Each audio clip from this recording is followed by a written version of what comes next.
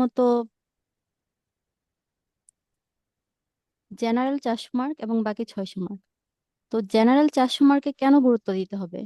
এটা সিলেবাস অনেক অনেক বেশি। 20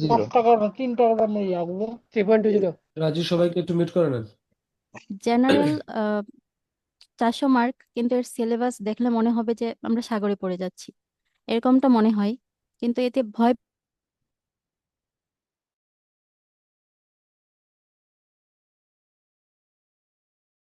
পার্সেন্ট বা 65% মার্ক ক্যারি করলেই আমাদের অনেকটা কাভার হয়ে যায়। তো জেনারেল 400 মার্ককে আমরা অনেক সময় গুরুত্ব দিতে চাই না। আইনের ছাত্র হিসেবে আমরা সবসময় আহ আইনের অংশটাতে বেশি ফোকাস করি এবং জেনারেলটাকে জাস্ট নামে মাত্র পড়াশোনা করে আমরা পরীক্ষা দিতে চাই। তো এতে করে যেটা হয়, আমাদের হয়তো যাদের জাজ হওয়ার সম্ভাবনা থাকে, কিন্তু শুধুমাত্র জেনারেল অংশটাতে একটু খারাপ করার জন্য এই সম্ভাবনাটা নষ্ট হয়ে যায়। আরেকটা ব্যাপার ঘটে, সেটা হচ্ছে মেরিট পজিশন। আপনার জাজ হলেন ঠিক আছে, কিন্তু দেখা যায় শুধু জেনারেল অংশে একটু খারাপ করার জন্য বা একটু ভালো মার্ক ক্যারি না করার জন্য তার মেরিট পজিশন অনেকটা শেষের দিকে থাকে। তো মেরিট পজিশনের গুরুত্বটা এটা আসলে এখন বোঝা যাবে না, চাকরি করার সময় বা তারপরে পোস্টিং সবকিছুতে হচ্ছে এটা গুরুত্ব বহন করে। তো জেনারেল অংশ এই 400 মার্ক যদি আপনারা ভালো করে একটু পড়াশোনা করেন, জাস্ট বুঝে পড়াশোনা করেন এবং কিছু কিছু গুরুত্বপূর্ণ জিনিসে ফোকাস করেন। যেমন এখানে কিছু ব্যাপার আছে যেগুলোতে নাম্বার কাটার কোনো সুযোগ নেই। আপনি চাইলে 30-এর মধ্যে 30, 10-এর মধ্যে 10 পেতে পারেন। তো এই অংশগুলোতে ফোকাস করলে দেখা যায় আপনি 70% মার্ক ক্যারি করা অসম্ভব কিছু না, ইনফ্যাক্ট 80% মার্কও পাওয়া সম্ভব যদি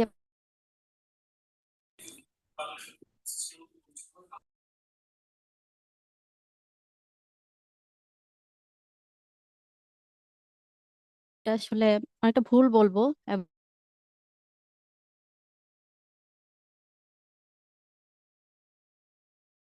করেন। তো ঠিক আছে, আমি একটু এখন পরবর্তী আলোচনায় যেতে চাই। সেটা হচ্ছে, এখানে একটা কোট লেখা আছে। চীনের একজন বিখ্যাত দার্শনিক, উনি হচ্ছে সানজু বা সঞ্জু, আমরা যে নামেই বলি। তিনি বলেছিলেন যে যে নিজেকে জানে এবং তার শত্রুকে জানে, সে যে কোনো পরিস্থিতিতে বিজয়ী হয়। তো এটার প্রাসঙ্গিকতা আসলে এখানে কোথায়? আমি যদি আরেকটু ভেঙে বলি, সেটা হচ্ছে নিজেকে জানা মানে নিজের প্রস্তুতি, নিজের প্রিপারেশন। বাংলাদেশ জুডিশিয়াল সার্ভিস পরীক্ষার প্রেক্ষাপটে বলছি, নিজের প্রিপারেশনটা, নিজের দুর্বলতা, নিজের শক্তি, নিজের স্ট্রং জোন, উইক জোন, এগুলা থেকে খুঁজে বের করা, এটাকে হচ্ছে নিজেকে জানা। এবং তার শত্রুকে, এখানে আসলে পরীক্ষায় শত্রু কে হয়? পরীক্ষার শত্রু হচ্ছে আপনার পরীক্ষার প্রশ্ন। তো আপনি যদি আপনার পরীক্ষার প্রশ্নগুলোকে বুঝে কোথায় আপনার স্ট্রং জোন আছে, কোথায় আপনার উইক জোন আছে, এগুলো আইডেন্টিফাই করে আপনি পরীক্ষার হলে যেতে পারেন, তাহলে ইনশাল্লাহ আমরা আশা করি যে আপনি আপনার পরীক্ষায়, আপনার ইচ্ছায়, আপনার কাঙ্ক্ষিত লক্ষ্যে পৌঁছতে পারবেন। এটা আমরা আশা করতেই পারি। তো ঠিক আছে, আমি আর বেশি কথা না বলে এখন সাবজেক্ট ওয়াইজ একটু আলোচনা করতে চাই। প্রথমত আসি বাংলা। বাংলার জন্য লিখিত পরীক্ষায় 100 মার্ক এবং প্রিলিমিনারি পরীক্ষায় 10 মার্ক বরাদ্দ আছে। তো বাংলাদেশ জুডিশিয়াল সার্ভিসের যে বিস্তারিত সিলেবাস দেওয়া আছে, সেক্ষেত্রে আপনি দেখতে পারেন যে প্রথমে রচনায় 20 মার্ক, ভাব সম্প্রসারণ 10 মার্ক, এভাবে আমি যেভাবে দিয়েছি আপনারা স্ক্রিনে দেখতে পাচ্ছেন নিশ্চয়ই। সারমর্মে 5, প্রতিবেদন 10, অনুবাদ 5, ব্যক্তিগত চিঠি 10, ব্যাকরণ 30 এবং সাহিত্য বিষয়ক প্রশ্নে 10 নাম্বার। তা এখন আসি আমরা কোনটা কিভাবে করব বা কোনটা কিভাবে পড়বো সেটা নিয়ে।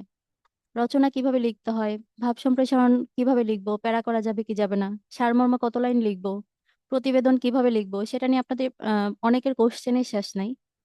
তো প্রত্যেকটা বিষয় আসলে আমরা আলাদা আলাদা করে ডিসকাস করার চেষ্টা করব এবং কিভাবে লিখলে ভালো নাম্বার পাওয়া সম্ভব, কোন দিকে গুরুত্ব দিতে হবে, সেটা একটু বলার চেষ্টা করব।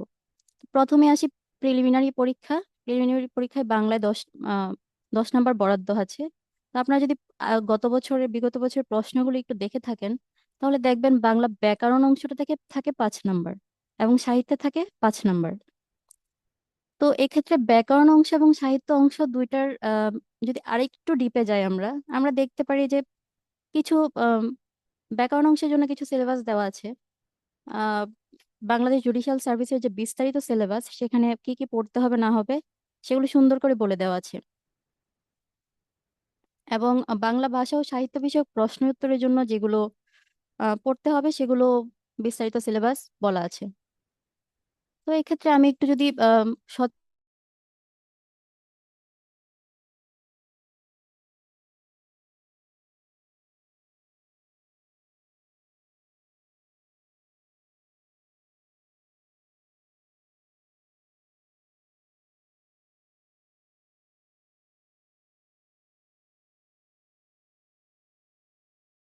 নিলাম শব্দ 17তম জুরি সারিতে এসেছে। নিলাম শব্দ কোন ধরনের শব্দ? তো এখানে একটা ছোট্ট টিপস আমি বলতে চাই। সেটা হচ্ছে বাংলা বলেন, ইংরেজি বলেন, আর যে সাবজেক্টই বলেন, এক্ষেত্রে কোর্ট রিলেটেড কিছু প্রচলিত শব্দ আছে ওরা যেগুলো জ্বালাই থুইছে, স্যার যায় না।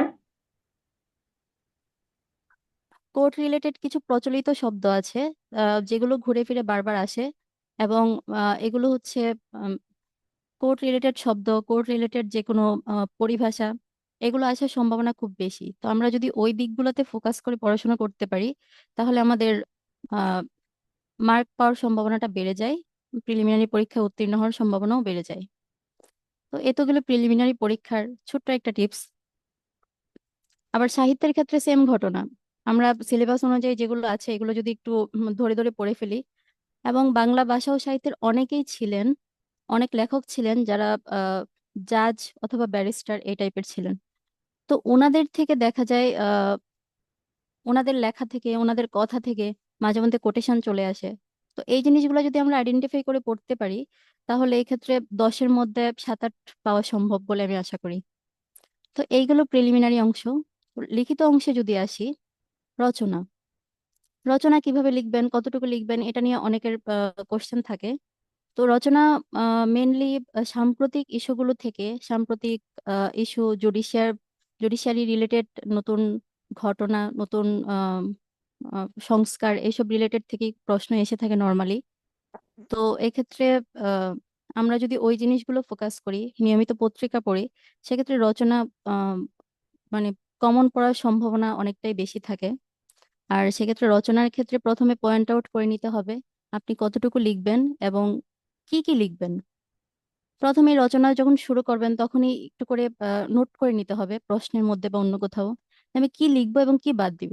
অনেক সময় দেখা যায় আমরা কোনো একটা জিনিসের কারণ আহ, অনেকগুলা লিখে ফেলি, কিন্তু আসলে শেষের এন্ডিংটা, সাজেশন গুলো আমরা ঠিকঠাক দিতে পারি না। সেক্ষেত্রে কিন্তু মার্ক পাওয়ার সম্ভাবনাটা অনেকটা কমে যায়। তো ভাব সম্প্রসারণের ক্ষেত্রে অনেকের একটা কনফিউশন থাকে, এটা আসলে এক পারায় হবে না 3 পারায় হবে। তো এক্ষেত্রে দেখা যায় প্রথমে আপনি ভূমিকা দিয়ে একটু শুরু করলেন, তারপর আপনি ডিটেলসে যে জিনিসটাকে সম্প্রসারণ করতে বলেছে সেটাকে একটু এক প্যারায় লিখলেন। সেক্ষেত্রে উদাহরণ দিতে পারবেন, কিন্তু কোনো ধরনের কোটেশন, কোনো ধরনের ইংলিশ বা অন্য ভাষার এগুলো না দেওয়াই বেটার। তারপরে আপনি হচ্ছে একটা ছোট্ট করে আপনার মন্তব্য বা শেষ কথা আপনি 2-3 লাইনে লিখে দিলেন। সেক্ষেত্রে ভাব সম্প্রসারণের একটা আহ, মাধুর্যতা বজায় থাকে। তো সারমর্ম, এক্ষেত্রে একটা মানুষের কনফিউশন থাকে যে কত লাইন লিখবো, কত কত পৃষ্ঠা লিখবো বা কি করব। সারমর্মের ক্ষেত্রে আসলে 3-4 লাইনের বেশি না লেখাই বেটার। আপনি 3-4টা সব বাক্য দিয়ে আপনি সারমর্ম যত সংক্ষেপে প্রকাশ করতে পারেন, এতে আপনার পাণ্ডিত্য প্রকাশ পাবে। তো প্রতিবেদন লেখার ক্ষেত্রে কিছু ফরম্যাট থাকে। ম্যাক্সিমাম ক্ষেত্রে বলা হয় যেন আহ, সম্পাদকীয় বা হচ্ছে ওই পত্রিকায় প্রকাশের জন্য প্রতিবেদন রচনা করুন। সেক্ষেত্রে একটা নির্দিষ্ট ফরম্যাট অনুসরণ করে লিখলে আপনি এক্ষেত্রে ভালো নাম্বার পেতে পারেন। আর অনুবাদের ক্ষেত্রে বলা হয়, অনুবাদে যদিও নাম্বার 5, কিন্তু এক্ষেত্রে একটু গুরুত্ব দেওয়ার বিষয় থাকে। কারণ আপনি কোর্ট রিলেটেড যখন নানান কিছু কাজ করতে যাবেন, সেক্ষেত্রে আপনার প্রতিনিয়ত অনুবাদ দরকার পড়ে। তো এক্ষেত্রে আক্ষরিক অনুবাদ না করে ভাবানুবাদ করাই বেটার। আক্ষরিক অনুবাদের ক্ষেত্রে অনেক সময় মাধুর্যতা নষ্ট হয়। তো সেক্ষেত্রে আপনি যখন ভাবানুবাদ করবেন, আপনি 1-2টা শব্দ স্কিপ হতেই পারে বা আপনি অর্থ নাই জানতে পারেন, কিন্তু আপনি যদি ভাবানুবাদ ভাবটাকে সুন্দর করে ফুটিয়ে তুলতে পারেন, সেক্ষেত্রে আপনার একটা ভালো নাম্বার পাওয়ার সম্ভাবনা থাকে। এবং অনুবাদ আপনার ব্যক্তিগত জীবনেও অনেক কাজে লাগবে। তো ব্যক্তিগত চিঠি এটাও একটা নির্দিষ্ট ফরম্যাট অনুযায়ী লিখলে একটা ভালো নাম্বার পাওয়া সম্ভব বলে আশা করি। এবার আসি ব্যাকরণ অংশে। ব্যাকরণ অংশে 30 নাম্বার বরাদ্দ আছে, এবং এটার সিলেবাস বাংলাদেশ জুডিশিয়াল সার্ভিসের যে বিস্তারিত সিলেবাস দেওয়া আছে সেক্ষেত্রে উল্লেখ করা আছে আপনাকে কি কি পড়তে হবে, কি কি বিষয় জানতে হবে। তো ব্যাকরণে আসলে 6 থেকে 7টা টপিক বিস্তারিত পড়লেই আপনার ব্যাকরণের ক্ষেত্রে 30-এর মধ্যে প্রায় 30-এ 30 পাওয়া সম্ভব। এক্ষেত্রে আহ, আমি বলবো যে ব্যাকরণ অংশটা থেকে গুরুত্ব দিলে আপনি এই 30-এ 30 যদি পান, সেক্ষেত্রে আপনার বাকি অংশগুলোতে মিলে 30 বা 40 পাওয়া আসলে খুব বেশি কঠিন কিছু না। তো এক্ষেত্রে আপনি বাংলায় যদি 60% বা 65 বা 70% মার্ক ক্যারি করতে পারেন, সেটা আপনার সাকসেসফুল হওয়ার সম্ভাবনাটা অনেকটা বাড়িয়ে দিবে বলে আমার বিশ্বাস। তো এই ক্ষেত্রে আপনি কি কি পড়বেন, কি কি বিষয়ে গুরুত্ব দিবেন, সেটা আমরা হয়তো বিস্তারিত পরে আলোচনা করব। এবার আসি সাহিত্য বিষয়ক প্রশ্ন। এটা আসলে সিলেবাস বিশাল। এখন আমরা কি পড়বো কি বাদ দিব, এটা হচ্ছে একটা গুরুত্বপূর্ণ বিষয়। যদিও বাংলাদেশ জুডিশিয়াল সার্ভিসের বিস্তারিত সিলেবাসে কয়েকজনের নাম বলা আছে, কিন্তু অনেক সময় দেখা যায় এইসব আম, এই কয়েকজনের মধ্যেই আপনার প্রশ্নগুলো আসে বা সীমাবদ্ধ থাকে, ব্যাপারটা এরকম নয়। তো এটা বিস্তারিত সিলেবাসকে কিভাবে আসলে আম, নিজের আয়ত্তে আনা যায়, সেই জন্য আমি আপনাদের পাশে থাকবো যদি পরবর্তীতে আমরা এটা নিয়ে আলোচনা করব। তবে বলে রাখি, এক্ষেত্রেও দেখা যায় বা গুরুত্বপূর্ণ ব্যক্তিগুলো যারা বলা আছে তাদের থেকেই চলে আসে, এবং সাম্প্রতিক যেসব মানুষগুলো আলোচনায় থাকেন, যেমন কেউ 21শে পদক পেলেন, কেউ স্বাধীনতা পুরস্কার পেলেন, তাদের লেখা, তাদের বিভিন্ন উক্তি, এগুলো থেকেই ম্যাক্সিমাম সময় চলে আসে। তো এই ক্ষেত্রে বাংলা আমি যেভাবে বলেছি বা সেভাবে যদি আপনার প্রিপারেশন নেন, সেক্ষেত্রে আমি আশা করি 65 থেকে 70% নাম্বার বা তারও বেশি নাম্বার পাওয়া আসলে কঠিন কিছু না। তো এগুলো নিয়ে আমরা পরবর্তী সময় আবার আলোচনা করব। এবার আসি ইংলিশ। তো ইংরেজির ক্ষেত্রে প্রথমেই আমি বলি, প্রিলিমিনারি অংশটুকু নিয়ে যদি বলি, সেটা হচ্ছে গ্রামার 5 এবং লিটারেচার 5। তো গ্রামার 5 নাম্বারের সিলেবাসটা বিস্তারিত দেওয়া আছে, কি কি গ্রামার পড়তে হবে সেগুলো নিয়ে। বাংলাদেশ জুডিশিয়াল সার্ভিস পরীক্ষার বিস্তারিত যে সিলেবাস সেখানে দেওয়া আছে, আপনারা এক নজর দেখে নিতে পারেন। আর লিটারেচার অংশে যেটা বলবো, এটার বাংলা সাহিত্যের মতো এটার কলেবর অনেক বেশি, কিন্তু সেটাকে আসলে কিভাবে ছোট করে জুডিশিয়ারি পরীক্ষা অনুযায়ী আনা যায়, সেটার জন্য আমি আপনাদের পাশে থাকবো ইনশাল্লাহ। আর এক্ষেত্রেও দু একটা টিপস আমি শেয়ার করতে চাই। সেগুলো হচ্ছে কোর্ট রিলেটেড যেসব শব্দ আছে, প্রচলিত শব্দ, সেগুলো থেকে অনেক সময় বাক্য রচনা করতে বলতে পারে, বা সেটার সিনোনিম অ্যান্টোনিম এগুলো চলে আসে। যেমন 17তম জুডিশিয়ারির এক দুইটা কোশ্চেন যদি একটু বলি, সেখানে ছিল ইম্পাউন্ড শব্দের সিনোনিম কি, এরকম কিছু, কোডিফিকেশন এবং কাউন্টারফিট। তো এগুলো আমরা যারা আইনের ছাত্র, তাদের কাছে এগুলো অপরিচিত কোনো কিছু নয়। তো এক্ষেত্রে আমরা কোর্ট রিলেটেড যে শব্দগুলো আছে আইনের মধ্যে, বিভিন্ন শব্দগুলো যেগুলো আছে এগুলোতে গুরুত্ব আরোপ করার চেষ্টা করব। এটা একটা ব্যাপার। আরেকটা ব্যাপার হচ্ছে লিটারেচারের ক্ষেত্রে বলতে চাই, লিটারেচারের 5 নাম্বারের মধ্যে বিভিন্ন কোটেশন এগুলো আসে। তো 16 বাংলাদেশ জুডিশিয়াল সার্ভিস পরীক্ষায় একটা কোশ্চেন এসেছিল, আইভান হো এটা কে লিখেছিলেন। তো আইভান হোর লেখা হচ্ছে স্যার ওয়াল্টার স্কট। তো উনি ছিলেন একজন জাজ। তো এক্ষেত্রে দেখা যায় যারা জাজ অথবা ব্যারিস্টার বা লয়ার ছিলেন, তাদের লেখাগুলো থেকে প্রায়ই আম, আসার একটা টেন্ডেন্সি বাংলাদেশ জুডিশিয়াল সার্ভিস পরীক্ষা বা পরীক্ষা কমিশনের আছে। কারণ তারাও জানে কারা ছিলেন, কারা জাজ ছিলেন বা কারা লয়ের সাথে রিলেটেড ছিলেন, এবং তাদের লেখাগুলোকে একটু হাইলাইট করার চেষ্টা আমি লক্ষ্য করেছি। আরেকটা উদাহরণ, রবিনসন ক্রুসো। তো এটার অ্যান্সার হচ্ছে ড্যানিয়েল ডেফো। তো রবিনসন ক্রুসোর ক্ষেত্রে, ড্যানিয়েল ডেফোর ক্ষেত্রে বলা হয় যে তার বাবা চেয়েছিল তিনি যেন একজন লয়ার হন। তো সেক্ষেত্রে আমরা এটাকে রিলেভেন্ট বলতেই পারি। আইনের সাথে যারা সম্পৃক্ত বা কোর্টের সাথে যারা সম্পৃক্ত, তাদের লেখাগুলোকে হাইলাইট করার একটা চেষ্টা দেখা যায়। তো এবার আমি একটু বিস্তারিত আলোচনা করতে চাই।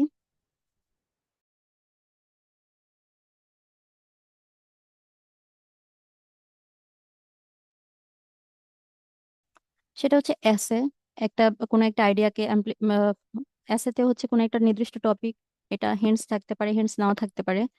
তো এটার উপর ডিপেন্ড করে আপনাকে 20 মার্কের একটা এসে লিখতে হবে। সেক্ষেত্রে কি কি লিখতে হবে, কি কি করতে হবে, সেটা হয়তো আমরা পরবর্তীতে আলোচনা করব। তারপর আসি অ্যাম্প্লিফিকেশন অফ আইডিয়াস। কোনো একটা আইডিয়া দেওয়া হবে, সেটাকে আপনাকে অ্যাম্প্লিফাই করে লিখতে হবে। আহ, সেটার জন্য বরাদ্দ আছে 10 মার্ক। তারপরে এটা ঠিক অপোজিট, আচ্ছা, প্রিসাইজ রাইটিং। অ্যাম্প্লিফিকেশন অফ আইডিয়ার ঠিক অপোজিট। আপনি অ্যাম্প্লিফিকেশন অফ আইডিয়াতে কোনো একটা ছোট আইডিয়াকে একটু বড় করে লিখবেন। আর প্রিসাইজ রাইটিং হচ্ছে কোনো একটা বড় লেখাকে আপনি একটু ছোট করে লিখবেন। সেক্ষেত্রে অনেক সময় টাইটেল দেওয়ার কথা বলতে পারে। তো যদি টাইটেল দেওয়ার কথা বলা হয়, সেক্ষেত্রে আপনাকে টাইটেলটা উপরে সুন্দর করে লিখে আহ তারপর আপনাকে প্রিসাইজ রাইটিং এক্ষেত্রে 100 ওয়ার্ড ক্রস না করাই বেটার। তারপর থাকে পার্সোনাল লেটার। এক্ষেত্রে আপনাকে একটা ব্যক্তিগত চিঠি লিখতে বলবে, এটার একটা ফরম্যাট অনুসরণ করে লিখলে আপনি ভালো নাম্বার ক্যারি করতে পারেন। তারপর বাংলার মতো এখানেও সেম আসে। আসে হচ্ছে report in the national daily. তো এক্ষেত্রে একটা ফরম্যাট থাকে, ওই ফরম্যাট অনুযায়ী লিখলে আপনাকে একটা ভালো নাম্বার এক্ষেত্রে ক্যারি করা সম্ভব। আর এখানে আরেকটা ব্যাপার হচ্ছে, আপনি যখন সম্পাদক বরাবর কোনো একটা চিঠি লিখবেন, সেক্ষেত্রে অনেক সময় হেডলাইন দিতে হয়। তো হেডলাইনটাকে সুন্দর করে আকর্ষণীয় করে আপনি যদি উপস্থাপন করতে পারেন, সেক্ষেত্রে 10-এর মধ্যে 8 পাওয়া অসম্ভব কিছু নয়, বা এরও বেশি নাম্বার পাওয়া সম্ভব। এবার আসি ট্রান্সলেশনের ক্ষেত্রে। এক্ষেত্রে 10 নাম্বার বরাদ্দ আছে। এই ট্রান্সলেশনটা মেইনলি হয় বাংলা থেকে ইংলিশ।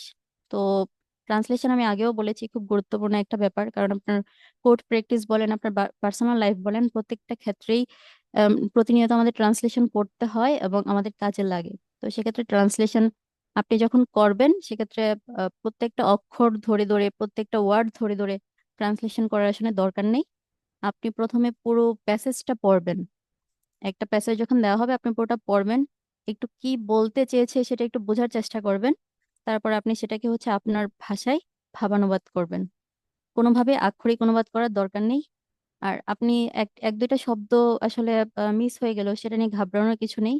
আপনার শেষ পর্যন্ত লক্ষ্য থাকতে হবে যেন আপনি আহ পুরো পুরোটা প্যাসেজের প্রাঞ্জলতা বজায় থাকে। ট্রান্সলেশনের ক্ষেত্রে আমি বলবো যে ওয়ার্ড টু ওয়ার্ড ট্রান্সলেট করার চেয়ে আপনার কিভাবে প্রাঞ্জল করা যায় একটা বাক্যকে, পুরো প্যাসেজটাকে, সেটাতে আসলে গুরুত্ব আরোপ করা উচিত।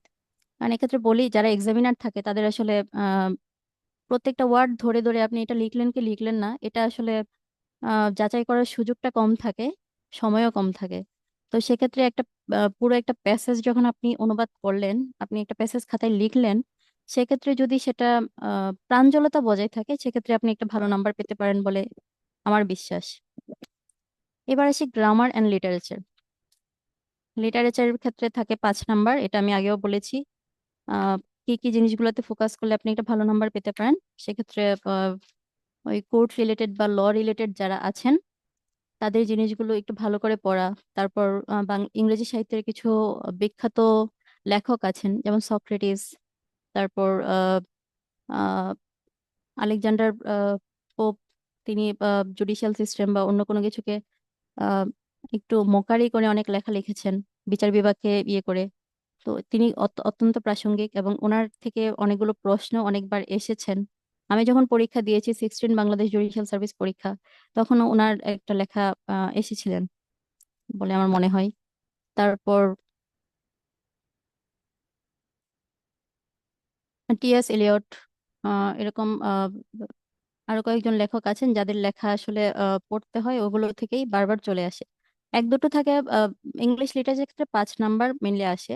এক দুটো থাকে আসলে যেটা কমন পড়ে না, তো সেটা নিয়ে আসলে ঘাবড়ানোর কিছু নেই। আপনি যেটা পারবেন না, সেটা কেউই পারবেন না। এবার আসি গ্রামার ক্ষেত্রে। গ্রামার ক্ষেত্রে বরাদ্দ আছে 30 নাম্বার।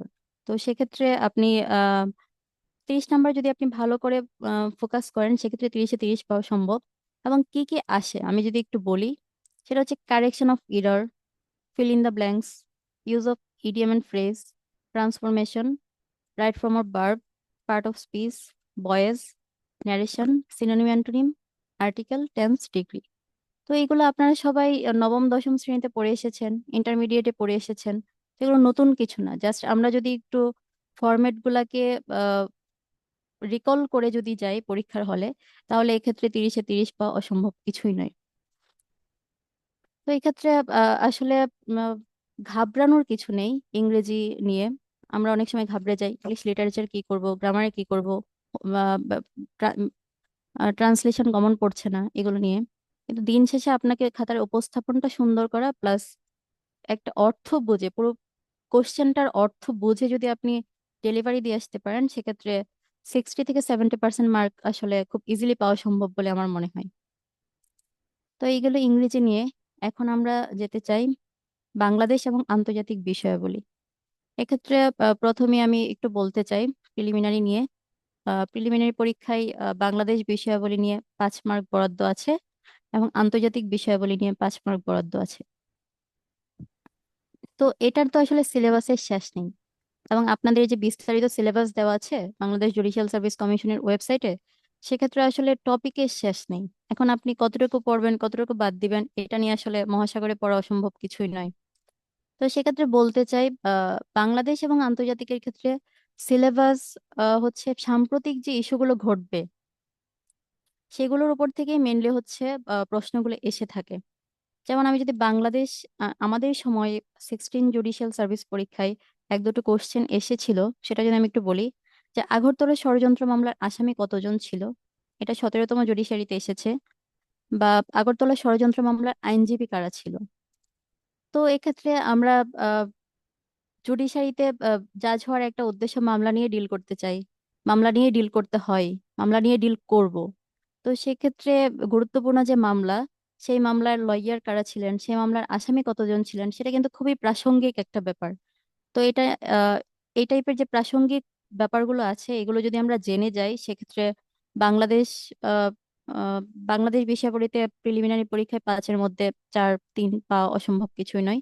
এবং সেক্ষেত্রে আমাদের যে 50 মার্কের প্রিলিমিনারি উত্তীর্ণ হওয়ার জন্য যে 50 মার্কের একটা ব্যারিয়ার থাকে, এটা আসলে ইজিলি পার হওয়া সম্ভব। আর আন্তর্জাতিকের ক্ষেত্রেও সেম। আপনারা দেখে থাকবেন প্রশ্নগুলো যদি অ্যানালাইসিস করেন, তো দেখে থাকবেন ম্যাক্সিমাম ক্ষেত্রে সাম্প্রতিক যে ইস্যুগুলো ঘটছে, সাম্প্রতিক যে ঘটনাগুলো ঘটছে, সেগুলো থেকেই ম্যাক্সিমাম প্রশ্নগুলো চলে আসে। তো সেক্ষেত্রে বাংলাদেশ জুডিশিয়াল সার্ভিস কমিশন পরীক্ষার ওয়েবসাইটে যে বিস্তারিত সিলেবাস দেওয়া আছে, সেটা দেখে আসলে ঘাবড়ানোর কিছু নেই। মূলত সাম্প্রতিক যে জিনিসগুলো থাকে সেগুলো থেকেই আহ প্রশ্নগুলো চলে আসে। তো এবার আসি লিখিত পরীক্ষায়। লিখিত পরীক্ষার 100 নম্বরের ক্ষেত্রে, লিখিত পরীক্ষার 100 নম্বরের ক্ষেত্রে দেখা যায় বাংলাদেশ বিষয়াবলীর জন্য 50 মার্ক এবং আন্তর্জাতিক বিষয়াবলীর জন্য 50 মার্ক বরাদ্দ থাকে। তো এক্ষেত্রে অপশন থাকে, হয়তো কখনো 7টা কোশ্চেন থেকে 5টা কোশ্চেন লিখতে বলতে পারে, বা কখনো 6টা থেকে 5টা। তো এক্ষেত্রে আপনাদের একটা অপশন থেকে থাকে, এবং আপনি যদি সুন্দরভাবে প্রশ্নগুলো উপস্থাপন করতে পারেন, সেক্ষেত্রে 70 to 80% মার্ক ক্যারি করা আসলে অসম্ভব কিছুই নয়। আর প্রত্যেকটা প্রশ্নের ক্ষেত্রে কি করবেন সেটা যদি বলি, প্রথমে ছোট্ট করে একটা আহ, ভূমিকা লিখলেন আপনি, বা অবতরণিকা, কি প্রশ্নে কি চাচ্ছে সেটা নিয়ে 1-2 লাইনে একটু লিখলেন। তারপর যে মেন জিনিসটা থাকে, সেগুলোকে আপনি একটু পয়েন্ট আউট করে লিখলেন ডিসকাশনটা। তারপর আপনার মতো করে শেষে একটা এন্ডিং দিলেন। তাতে করে প্রশ্নর যে দেখতে খাতার যে দেখার যে ব্যাপারটা, সেটা সুন্দর হয়। এবং আপনি কি লিখতে চাচ্ছেন, কি বলতে চাচ্ছেন, সেগুলো আসলে সুন্দর করে ডেসক্রাইব করা সম্ভব হয়। আর এক্ষেত্রে আমি বলবো বাংলাদেশ এবং আন্তর্জাতিকের ক্ষেত্রে যে প্রশ্নই আসুক না কেন, আপনি একটু পয়েন্ট করে লেখার চেষ্টা করবেন। সেক্ষেত্রে যেটা হয়, এক্সামিনার আসলে বুঝতে পারে আপনি কোন জিনিসটাকে ফোকাস করছেন, কোন জিনিসটাই গুরুত্ব দিচ্ছেন। এতে করে আপনার মানে ক্লারিটি সম্পর্কে এক্সামিনার বুঝে যায়, এবং খাতার প্রেজেন্টেশনটাও সুন্দর হয়। আর পয়েন্টগুলো আপনারা হচ্ছে নীল কলমে লেখার চেষ্টা করবেন। বাংলাদেশ এবং আন্তর্জাতিক ক্ষেত্রে আসলে আপনার পাণ্ডিত্য, এগুলো দেখার চেয়ে যেটা মনে হয় সেটা হচ্ছে আপনার উপস্থাপনটা কিরকম হচ্ছে। আপনার জানা যতটা ইম্পর্ট্যান্ট, তার থেকে ইম্পর্ট্যান্ট হচ্ছে আপনার উপস্থাপনটা সুন্দর করা এবং প্রাসঙ্গিকভাবে উপস্থাপন করা ব্যাপারগুলো। তো আমি যেভাবে বলেছি যে ভূমিকা এবং পয়েন্ট করে আপনি লিখলেন, তারপর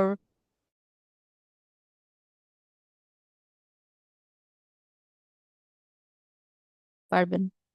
আরেকটা ব্যাপার হচ্ছে, আমাদের একটা টেন্ডেন্সি থাকে আমরা পৃষ্ঠার পর পৃষ্ঠা লিখবো, মনে হয় যত লিখতে পারি ততই আসলে বেশি নাম্বার পাওয়ার সম্ভাবনা থাকবে। এরকম একটা টেন্ডেন্সি আমাদের মধ্যে থাকে। এটা আসলে অস্বাভাবিক কিছুই নয়। কিন্তু পৃষ্ঠার পর পৃষ্ঠা লেখার চেয়ে আমার আমার আমার কাছে যেটা মনে হয়, যে আপনি কতটুকু লিখলেন এবং কত সুন্দর করে উপস্থাপন করলেন, সেটা আসলে গুরুত্বপূর্ণ। তো এক্ষেত্রে আপনারা কি পড়বেন, সিলেবাস কি? সিলেবাস তো বিস্তারিত অনেক কিছু বলা আছে আহ বিস্তারিত সিলেবাসে। তো এক্ষেত্রে আমি যদি লিখিত পরীক্ষার 17তম বাংলাদেশ জুডিশিয়াল সার্ভিস লিখিত পরীক্ষার সিলেবাস একটু প্রশ্নটা আপনাদের সাথে একটু ডিসকাস করি, সেক্ষেত্রে আমরা দেখব বাংলাদেশ বিষয়াবলিতে রাশিয়া ইউক্রেন যুদ্ধ, ভারত পাকিস্তান বৈরিতা, মধ্যপ্রাচ্য শান্তি এবং নিরাপত্তার হুমকি, ডলার সাম্রাজ্যবাদ, এইসব বিষয় নিয়ে প্রশ্ন এসেছে। তো যখন বাংলাদেশ যখন ওই পরীক্ষাটা হয় তখন এই জিনিসগুলো ছিল সবচেয়ে আলোচিত টপিক। তো আমাদের সিলেবাস দেখে ঘাবড়ানোর কিছু নেই। আমাদের সাম্প্রতিক যে টপিকগুলো থাকে, সবচেয়ে আলোচিত যে ইস্যুগুলো থাকে, সেগুলোর উপর ফোকাস করলেই আমরা এই ক্ষেত্রে আসলে ভালো নাম্বার পেতে পারি।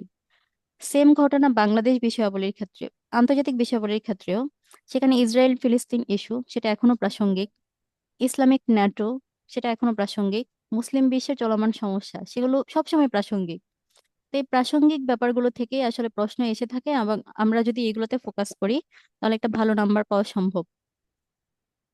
তা আসলে বাংলাদেশ এবং আন্তর্জাতিক বিষয়াবলীর জন্য আলাদা করে কোনো বই নেই। আমরা প্রায় ইয়েতে পড়ে যাই যে আমরা কোত্থেকে পড়বো, কি পড়বো, কিভাবে পড়বো, এগুলো নিয়ে। তো এটার জন্য যে টিপসটা আমি আপনাদেরকে বলবো সেটা হচ্ছে নিয়মিত পত্রিকা পড়া।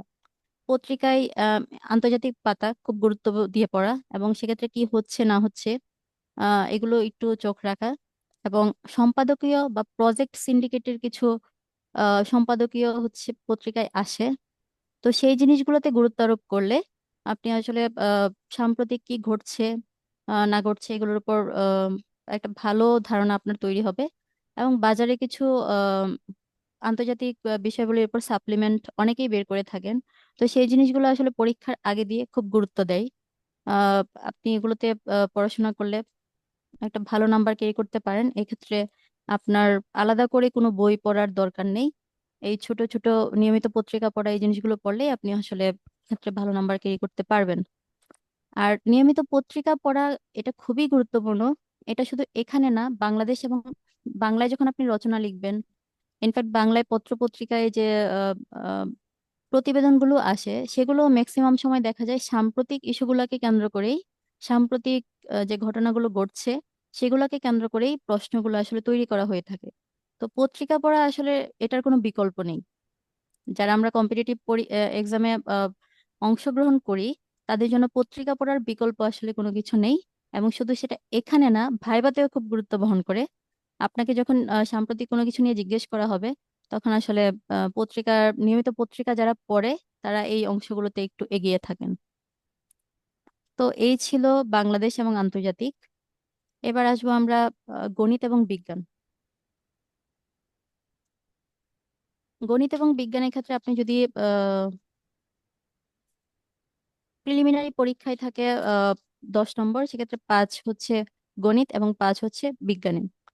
তো বিজ্ঞানের ক্ষেত্রে আবার একটু ডিভাইড আছে। সেক্ষেত্রে আইসিটি থেকে থাকে একটা বা দুইটা কোশ্চেন, এবং বিজ্ঞান অংশ যেটা সাধারণ বিজ্ঞান, সেক্ষেত্রে 3টা বা 4টা কোশ্চেন থেকে থাকে। তো এই ক্ষেত্রে বিজ্ঞানের সিলেবাস আসলে অনেক বড়। তো আমরা কোত্থেকে পড়বো, কি পড়বো, সেটা নিয়ে ঘাবড়ে যাই। তো এক্ষেত্রে আপনারা যারা আমরা সবাই ক্লাস 6 থেকে 10 পর্যন্ত আসলে সাধারণ বিজ্ঞানটা পড়ে এসেছি। তো ম্যাক্সিমাম সময় দেখা যায় আমরা যেগুলো পড়ে এসেছি সেগুলো থেকে প্রশ্নগুলো এসে থাকে। আপনি ক্লাস 6 থেকে 10 পর্যন্ত বিজ্ঞানে যেসব টপিক পড়েছেন, যেমন আলোর প্রতিসরণ, আলোর প্রতিফলন, তারপর আহ, শব্দের ক্ষেত্রে শব্দের মাত্রা, শব্দের তীব্রতা, তারপর সাউন্ড মেকানিক্স, এইসব জিনিসগুলো, তারপর শব্দের মাধ্যমে গভীরতা নির্ণয়, তারপর থাকে ইলেকট্রিসিটি, বিদ্যুৎ, এগুলো আমরা সবাই পড়ে এসেছি। ম্যাগনেট, চৌম্বকত্ব, এইসব জিনিসগুলো। তো এগুলো ম্যাক্সিমাম সময় হচ্ছে নবম দশম শ্রেণী এবং ক্লাস 6 থেকে 10 পর্যন্ত আমরা যে ধারণাগুলো পড়ে এসেছি সেগুলো থেকে প্রশ্নগুলো এসে থাকে।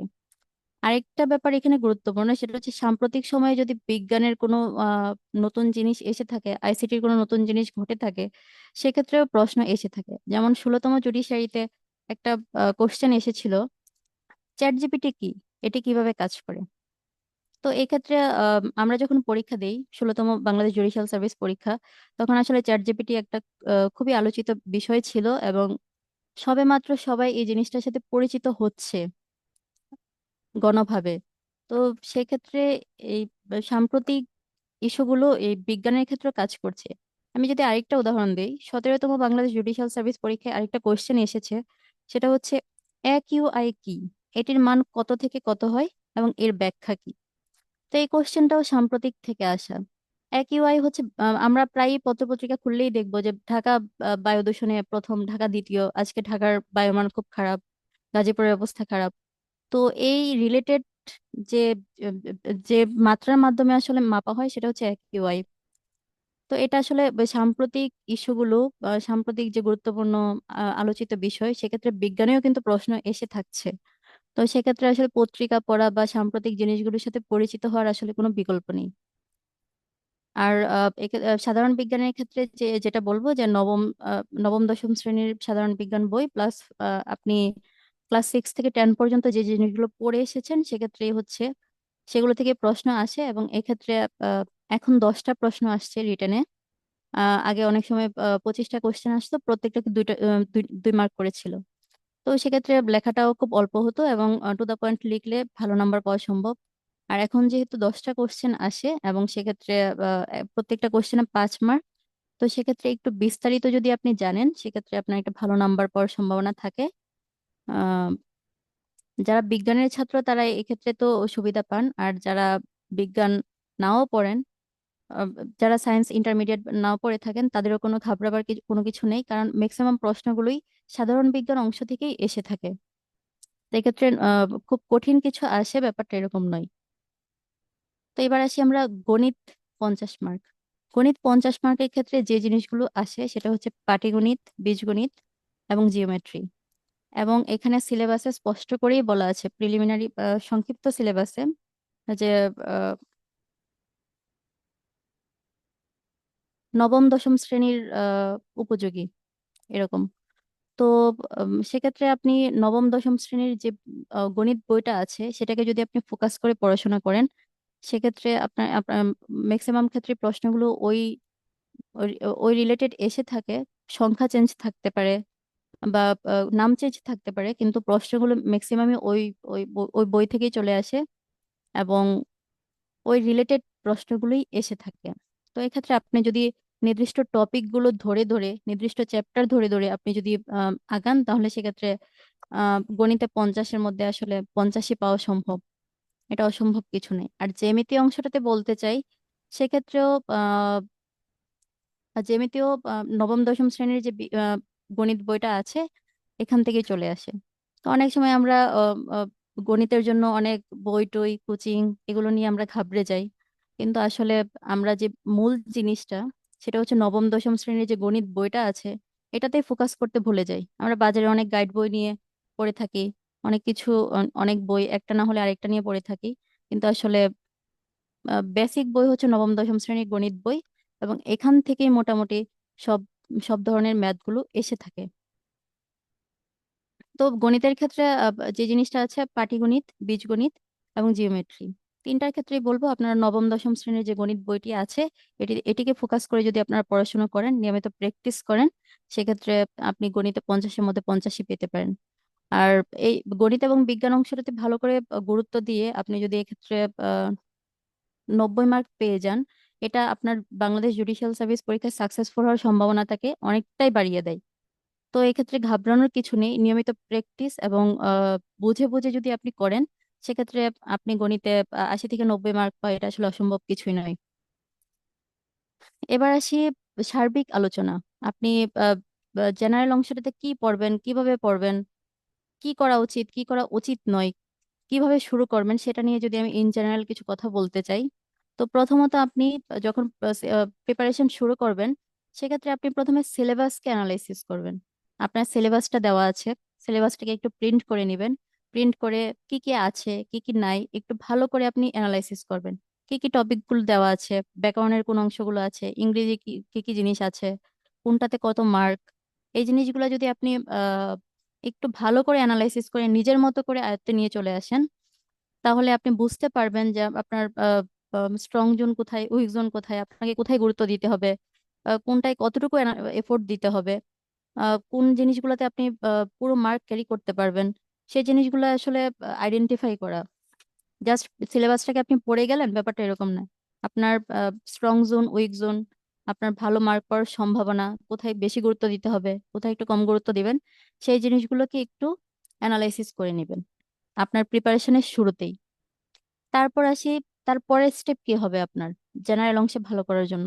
তারপরে আপনি বিগত বছরের যে প্রশ্নগুলো আছে সেগুলো অ্যানালাইসিস শুরু করবেন। কোন টপিক থেকে একটু বেশি কোশ্চেন আসছে, কোন টপিকগুলো থেকে কম আসছে, কোনগুলো বেশি গুরুত্বপূর্ণ কম গুরুত্বপূর্ণ, আহ কোনবার কোন জিনিসগুলো আসছে। তো যখন আপনি প্রশ্ন ব্যাংক অ্যানালাইসিস করবেন, তখন আসলে আপনি বুঝে যাবেন যে কোথায় গুরুত্ব দিতে হবে এবং কোথায় কম গুরুত্ব দিতে হবে। তো এটা হচ্ছে সেকেন্ড ধাপ। তারপর আসি, আপনি যখন প্রিপারেশন নেবেন তখন আসলে যেসব বিষয়ে পুরো মার্ক ক্যারি করা সম্ভব সেগুলোতে আপনি একটু বেশি গুরুত্ব দিবেন। যেমন ব্যাকরণ অংশ। ব্যাকরণ অংশ যদি আপনি বাংলা ব্যাকরণ বা ইংলিশ ব্যাকরণ দুইটার কথাই বলছি। ব্যাকরণ অংশ যদি আপনি ভালো করে পড়েন, সেক্ষেত্রে লিখিত পরীক্ষায় 30-এ 30 এবং প্রিলিমিনারি পরীক্ষায় 5-এর মধ্যে 5 পাওয়া সম্ভব। তো এক্ষেত্রে মার্ক কাটার আসলে কোনো সুযোগ নেই। অনেক সময় দেখা যায় রচনা আপনি লিখলেন, 20-এর মধ্যে আপনি 10 বা 12-13 পেতে পারেন। সেক্ষেত্রে এক্সামিনার উপর ডিপেন্ড করবে আপনি কত নাম্বার পাচ্ছেন। কিন্তু ব্যাকরণ অংশগুলো এরকম, সেটা ম্যাথের মতো মার্ক ক্যারি করা সম্ভব, এবং এক্ষেত্রে আসলে কাটার সম্ভাবনা নেই এবং কাটার সুযোগটাও খুব কম। তো সেক্ষেত্রে আপনি যদি এই জিনিসগুলো অ্যানালাইসিস করে পড়াশোনা শুরু করেন, আপনার প্রিপারেশনটা শুরু করেন, তাহলে আপনি চাকরি পরীক্ষা অনেকটা এগিয়ে থাকবেন বলে আমার বিশ্বাস। তারপরে আসি পরের পয়েন্ট। আমি আগেও বলেছি, আবারও বলছি, কম্পিটিটিভ এক্সামগুলোতে নিয়মিত পত্রিকা পড়ার আসলে কোনো বিকল্প নেই। এটা কোথায় কাজে লাগে আমি যদি একটু স্পেসিফিক্যালি বলি, বাংলা রচনা, ইংরেজি রচনা, বাংলাদেশ এবং আন্তর্জাতিক বিষয়াবলী পুরোটাই, 100 নাম্বারটাই আসলে পত্রিকা পড়ার উপরই ডিপেন্ড করে বেশিরভাগ সময়। কারণ ইস্যুগুলো থাকে সাম্প্রতিক, এটা নিয়ে আলাদা কোনো বইও আপনি পাবেন না। তো নিয়মিত যদি পত্রিকা পড়েন, সেক্ষেত্রে আপনার কোনো একটা টপিকের উপর আইডিয়া ক্রিয়েট হবে, জেনারেট হবে, আপনার এক্সপার্টাইজ গ্রো করবে। আপনি লিখিত পরীক্ষা, প্রিলিমিনারি পরীক্ষা এবং ভাইভাতেও এটার বেনিফিট আপনি পাবেন। তারপর আসি, এবার আপনি প্রিপারেশন শুরু করলেন, সিলেবাস অ্যানালাইসিস করলেন, প্রশ্ন ব্যাংক অ্যানালাইসিস করলেন, পড়াশোনাও শুরু করলেন। তারপর আসি, কি করবেন। অনেক সময় আমরা একদিন পড়ি, সপ্তাহে একদিন পড়ে আমাদের নানান এনগেজমেন্ট থাকে, আমরা পড়াশোনাটা কন্টিনিউ করতে পারি না। তো এক্ষেত্রে আপনি দিনে 2 ঘন্টা করে পড়েন বা দিনে 4 ঘন্টা, যে যে যতটা সময় পান, কিন্তু আসলে পড়াশোনার ধারাবাহিকতা যেন থাকে। আপনি একটা রুটিন করে নেন যে আজ এই সপ্তাহে আমি বাংলা পড়বো বা এই সপ্তাহে ইংরেজি পড়বো, আপনাদের সুবিধা মতো। বা অনেকে আছে সবগুলো সাবজেক্ট একসাথে পড়তে পছন্দ করে, স্বাচ্ছন্দ্য বোধ করে। তো সেক্ষেত্রে সে তার মতো করে রুটিন করে নিতে পারে। কিন্তু আসলে যেটা করা উচিত, আপনার পড়াশোনার ধারাবাহিকতা বজায় রাখা এবং কোনোভাবেই যেন আহ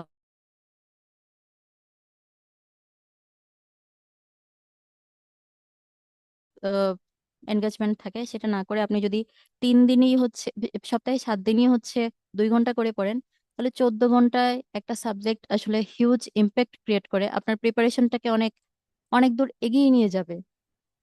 তো এই ক্ষেত্রে ধারাবাহিকতা বজায় রাখার আসলে কোনো বিকল্প নেই। তো শেষ যে পয়েন্টে আমি একটু বলতে চাই সেটা হচ্ছে, আহ আপনাকে অনেক কিছু লিখিত পরীক্ষায় প্রায় 1000 নাম্বার, তো সেক্ষেত্রে আপনাকে জেনারেল অংশে 400 নাম্বার। তো যে জিনিসটায় গুরুত্ব দিতে হবে সেটা হচ্ছে বানান।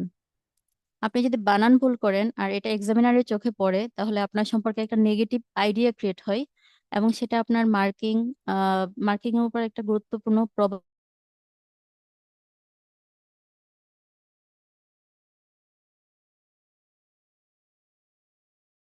লাগে।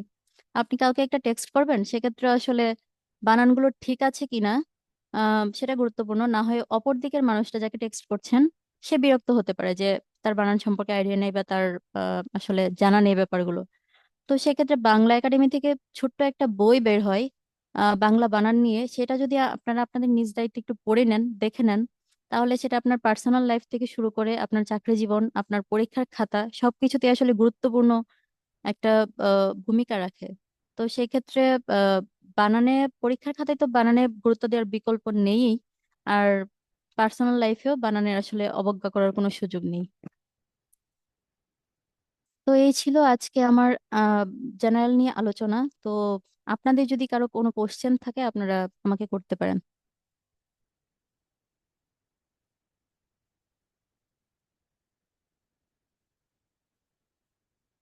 স্যার কেউ কোশ্চেন করলে হ্যান্ড রাইজ করেন, আমি তাকে আনমিউট করে দিব।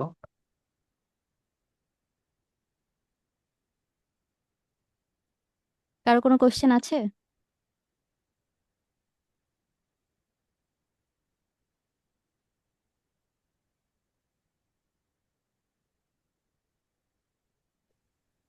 কারো আপু, কোনো কোশ্চেন নেই? এক ভাইয়া লিখেছে যে আসসালামু আলাইকুম ধারাবাহিকতা ভাই। ধরে রাখতে আপু, পারে আমার না। প্রশ্ন ছিল। জি, প্লিজ বলেন।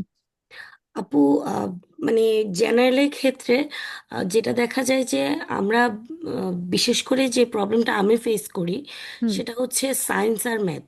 এই হুম। দুইটা বিষয় আমার কাছে আহ, মনে হয় আমার নিজের বেসিকটা একদমই কম। এবং হুম। ওই আপু যেটা বললেন যে হয়তো একদমই কমন বিষয় থেকে আসে, বাট মানে অনেক এমন কমন বিষয় আছে যেগুলো মানে আমার মানে কনসেপ্টটা ক্লিয়ার না। হুম। সো সেক্ষেত্রে দেখা যায় কি আপু, আমি যখন বিজ্ঞান বা ম্যাথগুলো নেই বা হুম। ওই সাবজেক্টগুলো যখন আমি ধরি, হুম। দেখা যায় কি আমার পরের মানে ওই ভয়ে পরের আরো 3-4 দিন মানে ওই সাবজেক্ট বা এই এই পুরো বিজিএস এর এই পুরো চিন্তাধারা থেকেই মানে আমি একদম ডিস্ট্র্যাক্ট হয়ে যাই। তো মানে এটা নিয়ে যদি আমাকে একটু কিছু সাজেস্ট করতেন আমার উপকার হতো। আচ্ছা, অবশ্যই। তো এক্ষেত্রে বলি, আমি যেটা বলেছি ধারাবাহিকতা ধরে রাখা। আপনি যদি ম্যাথ শুরু করলেন, ঠিক আছে, আপনি দিনে 2 ঘন্টা করে ম্যাথ করেন। 2 ঘন্টা করে ম্যাথ করার পর যদি আপনি সপ্তাহে 14 ঘন্টা করলেন, এভাবে আপনি মাসে দেখা যায় 60 ঘন্টা, একটা লম্বা সময়। আপনি মানে আগ্রহ না হারিয়ে আপনি যদি এটাকে কন্টিনিউ করে যান, সেক্ষেত্রে আপনার যে দুর্বলতা আছে সেটা কাটানো সম্ভব। আর এই ক্ষেত্রে আমরা প্রত্যেকটা, যেমন আপনি বীজগণিতের একটা চ্যাপ্টার শুরু করলেন, সেক্ষেত্রে বীজগণিত তো আমরা ছোটবেলায় করে আসছি, আপনারাও করেছেন। তো আপনি রিলেটেড ইউটিউবে ভিডিও পাওয়া যায়, প্রচুর ভিডিও আছে। বা হচ্ছে আপনি অন্য কোনো সোর্স থেকে একটু দেখে নিলেন। তো আপনার ইউটিউবে আপনি ওই অনুযায়ী কন্টেন্ট একটু সার্চ করলে আপনি আপনার সুবিধা মতো নানান ভিডিও পাবেন। সেক্ষেত্রে আপনার যেটা ম্যাচ করে সেটা আপনি দেখে আপনি এভাবে করে করে আগান। আর কোনো মেন্টর থাকলে সেটা তো খুবই ভালো। তো আপনি মেন্টরের সহায়তায় যদি আপনি আহ একটা নির্দিষ্ট সময় ধারাবাহিকতা বজায় রেখে যদি আপনি দেন, তাহলে আপনার যে দুর্বলতা আছে সেটা কেটে যাবে এবং একটা ভালো নাম্বার পাওয়া সম্ভব বলে আমি মনে করি। আর বিজ্ঞানের ক্ষেত্রে বলতে চাই, সেম সেম ব্যাপার। আপনি যে জিনিসটা একটু কনফিউজিং মনে হচ্ছে, যে জিনিসটা একটু কঠিন মনে হচ্ছে, আপনি একটু ইউটিউবে সার্চ করেন, গুগলে সার্চ করেন। আপনি দেখেন যে অনেক ভিডিওর মাঝখানে যেটা আপনার কাছে সহজ মনে হয়, কনভিনিয়েন্ট মনে হয়, আপনি একটু দেখেন। এবং এই এই কনসিস্টেন্সিটা একটু বজায় রাখেন। আর যে জিনিসগুলোতে একটু দুর্বলতা আমাদের থাকে, সেখানে ফোকাসটা বেশি করতে হয়। তো ঘাবড়ে না গিয়ে আসলে আপনি জিনিসগুলোকে যেভাবে সহজ করে সহজভাবে বোঝা যায়, শেখা যায়, এবং পুরো কনসেপ্টটাকে আসলে ক্লিয়ার করার চেষ্টা করবেন, তাহলে আপনিও পড়ে মজা পাবেন এবং আপনার জিনিসটা মাথায় থাকবে অনেকদিন। তো ভাষা ভাষা না পড়ে আসলে পুরো জিনিসটাকে একটু বোঝার চেষ্টা করা এবং রেগুলার পড়া। একবার ওই যে একদিন পড়লাম, 3 দিন পড়লাম না, একটু আগ্রহ হারালাম, এটা এভাবে না করে আপনি জাস্ট 2 ঘন্টা 2 ঘন্টা করে এভাবে আহ, সপ্তাহে সপ্তাহে 14 ঘন্টা, মাসে 60 ঘন্টা, এভাবে 2 মাস পড়লে 120 ঘন্টা, এভাবে একটা যে কোনো সাবজেক্টের আপনার যে দুর্বলতা থাকবে সেটা কাটানো সম্ভব বলে আমার বিশ্বাস। তো আপনি আসলে আগ্রহ না হারিয়ে আপনি সময় দেন, একটা নির্দিষ্ট টাইম দেন, একটা এটা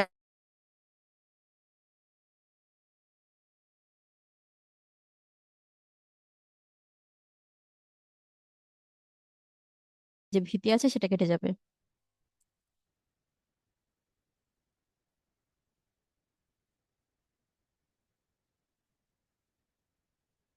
আর কোনো কোশ্চেন আছে কারো? সাদিক ভাই আসসালামু বলেন। জি আপু, ওই যে অনেক ক্যান্ডিডেট আছে যারা ফার্স্ট সেকেন্ড থার্ড হয়েছে, তারা বলেছে যে তাদের ডিটারমিনিং ফ্যাক্টর ছিল জেনারেল। আবার অনেক ক্যান্ডিডেট আছে যারা প্লেস করেছে, কিন্তু তারা বলেছে যে তারা আর কি জেনারেলটা অত বেশি পড়েনি, রিটেনের জন্য না এমসিকিউ এর জন্য না। তো হুম। এখানে তো আপু দুই জনের মতবাদ কন্ট্রাডিক্ট করছে আপু, তো আসলে মিডল পয়েন্টটা কি ধরতে পারি আমরা সময় নিয়ে? এক্ষেত্রে আমি বলি, জুডিশিয়ারির যে পরীক্ষাটা আছে জেনারেলে, সরি, প্রিলিমিনারিতে 100 মার্ক, সেক্ষেত্রে আপনার জেনারেলের জন্য বরাদ্দ আছে 40 মার্ক। আর ল এর জন্য বরাদ্দ আছে 60 মার্ক। এক্ষেত্রে ল কিন্তু বিশাল এবং আপনি পড়ছেন। আপনি পড়ার মধ্যেই আছেন, 5 বছর ধরে ল পড়ছেন। আপনি যখন পরীক্ষায় অ্যাপিয়ার করবেন তার আগে ঠিক 5 বছর আপনি কিন্তু ল পড়ে যাচ্ছেন। আর জেনারেল অংশটাতে দেখা যায় আমাদের গুরুত্বটা দেওয়াই হয় না। তো আপনি 60 মার্ক আর 40 মার্ক, আপনি প্রত্যেকটা মার্ক সমান, আপনি কোনটাতে আসলে গুরুত্ব কম দিবেন, কোনটাতে বেশি দিবেন? কোনোভাবে কি বলার সুযোগ আছে যে জেনারেলটাতে আমি কম গুরুত্ব দিব, এটাতে মার্ক একটু কম, বা হচ্ছে মার্ক আসলে গুরুত্ব না দিলেও হবে? এটা আসলে বলার সুযোগ নেই। কারণ বাংলায় আপনি ওই একটা কবি সাহিত্যিকের একটা লেখা জেনে আপনি 1 নাম্বার পাবেন, আর লয়ের একটা সেকশন জেনে আপনি 1 নাম্বার পাচ্ছেন। তো সেক্ষেত্রে আসলে আমার মনে হয় জেনারেল অংশটাতে গুরুত্ব না দেওয়া বা গুরুত্ব কম দেওয়ার আসলে কোনো জায়গা নেই। এক্ষেত্রে এক একজনের স্ট্র্যাটেজি এক এক রকম, এক একজনের দক্ষতা থাকে এক এক রকম। তো আমি বলবো যে জেনারেল অংশটাতে সমান গুরুত্ব দিয়ে আপনি এগিয়ে যান। তো সেক্ষেত্রে অনেক সময় দেখা যায় আপনি হয়তো জেনারেল অংশটাতে কম গুরুত্ব দিলেন, সেক্ষেত্রে আপনার জুডিশিয়ারিতে চান্স পাওয়ার সম্ভাবনাটাই অনেকটা কমে যায়। আবার অনেক সময় দেখা যায় আপনি হয়তো শেষের দিকে থাকতেন, কিন্তু জেনারেল অংশটাতে একটু বেশি গুরুত্ব দেওয়ার কারণে আপনি টপ প্লেসে চলে আসছেন। তো আসলে দুইটাকে সমানভাবে গুরুত্ব দিয়ে আগানোটাকেই আমি বেটার মনে করি আর কি। কোনোটাতে কম কোনোটাতে বেশি এটা আসলে আহ দরকার নেই। লয়ের অংশগুলো আমাদের এমনিতেই পড়া থাকে, আপনাদের এই জিনিসগুলো ক্লিয়ার থাকে যেহেতু 5 বছর ধরে পড়ে যান। আর জেনারেল অংশটা অনেকদিন পড়া হয় না, যার কারণে একটু গ্যাপ পড়ে যায়। তো সেক্ষেত্রে এই অংশটাতে যদি আপনি একটু বেশি গুরুত্ব দেন, সেক্ষেত্রে ওই যে যে যে দুটো জিনিস বলেছি, হয়তো আপনার মেরিট পজিশন আগে আসবে, না হয় আপনার চান্স পাওয়ার সম্ভাবনাটা বেড়ে যাবে। দুইটাই ঘটে। তো এই ক্ষেত্রে আমি বলবো সমান তালে এগিয়ে যাওয়াটাই একটা ভালো অপশন।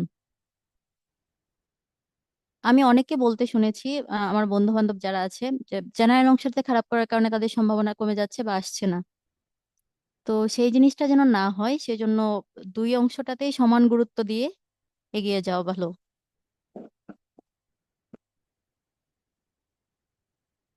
আর কারো কোনো কোশ্চেন?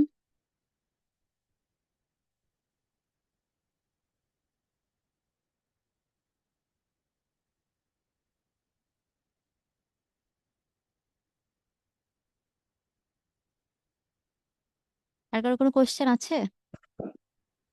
আপু আমাদের ইনবক্সে কিছু কোশ্চেন আসছে, এগুলো আচ্ছা, মানে মিটিং এর চ্যাট বক্সে। দেখছি।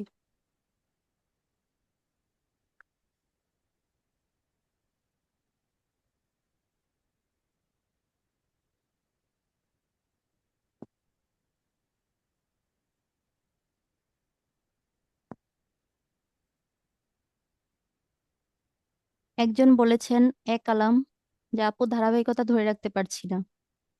আপনি কি আছেন আমাদের সাথে এখন? জি আপু, আসসালামু আলাইকুম। হ্যাঁ, ওয়ালাইকুম আসসালাম। আপনি যদি আপনার পরিচয়টা একটু দেন। আপু আমার নাম হচ্ছে আবুল কালাম। হুম। আপনি কি কি আমি করছেন এখন? নর্দার্ন ইউনিভার্সিটি থেকে। আচ্ছা, এখন কি কোনো এখন এনগেজমেন্ট হচ্ছে আছে আপনার? কোর্টে, হ্যাঁ কোর্টে প্র্যাকটিস করি।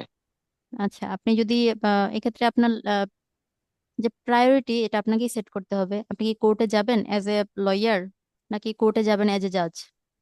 তো সেই ক্ষেত্রে ওভাবে আপনি ডিটারমাইন করে তারপর আপনার প্রিপারেশনটাকে যদি এগিয়ে নিয়ে যান। আমাদের অনেক পরিচিত বন্ধু বান্ধব আছে যারা ঠিক সেম একটা ডিলেমার মধ্যে পড়ে থাকে, যে কিছুদিন জুডিশিয়ারির জন্য পড়াশোনা করে, কিছুদিন আবার কোর্টে একটু দৌড়াদৌড়ি করে। সেক্ষেত্রে দেখা যায় কোর্টে দৌড়াদৌড়ি করে হয়তো শিখছেন, কিন্তু আসলে জুডিশিয়ারি যে ফোকাসটা থাকে সেটা আসলে নষ্ট হয়ে যায়। তো সেক্ষেত্রে আমি বলবো আপনি একটা নির্দিষ্ট সময় কোর্টে দিয়ে ওভাবে যদি আপনি আপনার রুটিনটাকে সেট করে আনতে পারেন, যে আমি দিনে 6 ঘন্টা পড়বই বা দিনে 8 ঘন্টা পড়বই জুডিশিয়ারির জন্য, এভাবে একটা মাইন্ড সেট করে আপনি যদি আগান, এটা আমার মনে হয় ভালো। আর চাকরির পরীক্ষা, চাকরির প্রিপারেশন যখন আপনারা নেবেন, সেক্ষেত্রে অন্য যত ধরনের এনগেজমেন্ট, এগুলো আসলে একটু অ্যাভয়েড করাই ভালো। আমার মনে পড়ে আমি যখন পড়াশোনা করছিলাম, তখন আমার একজন সিনিয়র আপু ছিলেন। উনি আমাকে বলেছিলেন যে শুধুমাত্র বাবা মা মারা না গেলে তুমি পড়ার টেবিল থেকে উঠবে না। এবং এটা আমাকে অনেক মোটিভেট করেছিল, এবং আমি আপুর কাছে গ্রেটফুল। তা আপনাদের আমি বলবো যে শুধুমাত্র যেই সব ক্ষেত্রে না গেলেই নয়, সেই সব কেস ছাড়া আপনারা বই নিয়ে থাকবেন, পড়ার টেবিলে থাকবেন। আপনাকে বুঝতে হবে কোনটা আপনার জন্য গুরুত্বপূর্ণ, কোনটা গুরুত্বপূর্ণ নয়। কখন আপনি ফ্রেন্ডদের সময় দিবেন, কখন আপনি অন্য কোথাও সময় দিবেন, এগুলো আসলে বুঝে আপনি আপনার কোনটা কোনটা প্রায়োরিটি কোনটা প্রায়োরিটি নয়, সেভাবে যদি সেট করেন তাহলে আমার মনে হয় যে ধারাবাহিকতা রক্ষা করা আসলে কঠিন কিছু না। এটা আপনার মাইন্ডসেট, আপনাকে সেট করতে হবে। আসসালামু আলাইকুম ম্যাডাম। ওয়ালাইকুম আসসালাম। আপনি আপনার পরিচয়টা দিয়ে একটু কাইন্ডলি কোশ্চেনটা করেন। আমার নাম ফাহিম মুন্তাসির, আমি হচ্ছে একটা প্রাইভেট ইউনিভার্সিটিতে ল নিয়ে পড়াশোনা করতেছি, থার্ড ইয়ারে। আচ্ছা আচ্ছা। আমার জানার ইচ্ছা ছিল যে যে আপু আপনাকে বলছে উনি এখন কোথায় আছে, উনিও কি জাজ? না না, উনি উনি উনি জাজ না, উনি ঢাকা বিশ্ববিদ্যালয় থেকে ম্যানেজমেন্টে পড়াশোনা করে এখন একটা কর্পোরেট জব করছেন। আচ্ছা আচ্ছা, থ্যাংক ইউ। ওয়েলকাম। তারপর মাহি কোশ্চেন করেছেন ভাব সম্প্রসারণ কমন পাবো কিভাবে। আপনি কি আছেন আমাদের সাথে?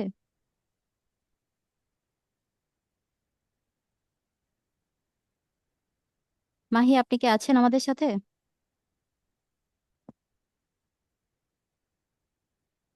ঠিক আছে, তো ভাব সম্প্রসারণ কমন পাবো কিভাবে, এর থেকে বড় কোশ্চেন আসলে ভাব সম্প্রসারণ আমরা লিখবো কিভাবে। কমন পাওয়ার চিন্তাটা আসলে ভালো না, কারণ ইন এ সেন্স আপনার কমন নাই পড়তে পারে, কি আসবে না আসবে সেটা আসলে প্রেডিক্ট করে বলা সম্ভব না। কিন্তু আপনি একটা ভাব সম্প্রসারণ কিভাবে লিখতে হয়, কোথায় ফোকাস করতে হয়, একটা বেসিক স্ট্রাকচার কি, সেই জিনিসটা যদি আপনি জেনে যান, সেক্ষেত্রে ভাব সম্প্রসারণ যেটাই দেখ, কমন পড়ুক না পড়ুক, এটা আসলে কোনো ব্যাপার না। আমি বলেছি ভাব সম্প্রসারণ যেমন থাকে, আহ যেমন একটা টপিক ধরি, গ্রন্থগত বিদ্যা আর পরহস্তে ধন, নহে বিদ্যা নহে ধন হলে প্রয়োজন। এখন আপনি আগে এটা এটা 2বার পড়েন, 3বার পড়েন পরীক্ষার হলে, বা চিন্তা করলেন যে আসলে এখানে কি বোঝানোর চেষ্টা করেছে। তারপর আপনি একটু যেভাবে বলেছি, একটু অবতরণিকা, তারপর ডিটেলস একটু আলোচনা, একটু এক্সাম্পল দেওয়া, তারপর মন্তব্য বা উপসংহার দিয়ে যদি একটু লিখেন, তাহলে একটা ভালো নাম্বার পাওয়া সম্ভব। তো কমন পাওয়ার চিন্তা না করে আসলে আমরা আমাদের একটা নির্দিষ্ট আন্ডারস্ট্যান্ডিং গ্রো করেছে, আমাদের সবার একটা নির্দিষ্ট বয়স আমরা হয়েছে। তো সেক্ষেত্রে কোন টপিকে কোন জিনিসটা কি বোঝাতে চাচ্ছে, কি বলতে চাচ্ছে, সেই জিনিসটাকে যদি একটু আয়ত্ত করেন, তাহলে ভাব সম্প্রসারণ ভালো করা সম্ভব। আর সেক্ষেত্রে আপনি যখন প্রিপারেশন নেবেন পরীক্ষার আগে, আপনি ভাব সম্প্রসারণ ধরে ধরে মুখস্থ করার কোনো দরকার নেই। আপনি জাস্ট একটা বই নিয়ে আপনি দেখেন যে পুরো লাইনটা কি বলেছে, সেটার অ্যানালাইসিসটা কিরকম, সেটা একটু আপনি আইডেন্টিফাই করেন, সেটা একটু আপনি নিজের মধ্যে চিন্তা করেন। সেক্ষেত্রে আপনি ভাব সম্প্রসারণ যে যাই দেখ যেটাই দেখ, লিখতে কোনো সমস্যা হবে না আপনার। এটা হচ্ছে কথা। আর কারো কোনো কোশ্চেন?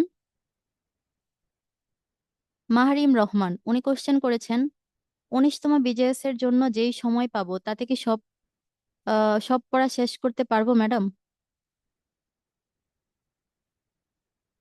মাহারিম রহমান, আপনি কি আছেন?